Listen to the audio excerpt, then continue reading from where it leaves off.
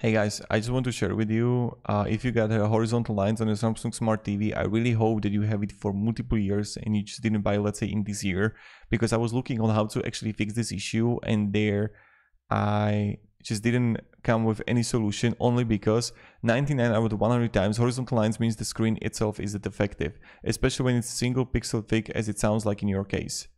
I would not recommend replacing the screen as it can cost over 80% of the price of the new TV.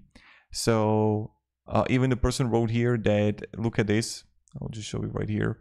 They got these like lines there, and what person wrote here, this is a faulty LCD panel. They're never economically viable to buy as a new spare part. If you can find an organ donor TV on eBay and either transport your PCB into it or screen into yours, price repair for its fault. So the LCD matrix defect cost repair can be big. Such defects can repair only by replacing new LCD matrix panel. So if you're gonna find some TV that is going to have off price, just buy it. And I was like looking on like how you can actually fix the issue.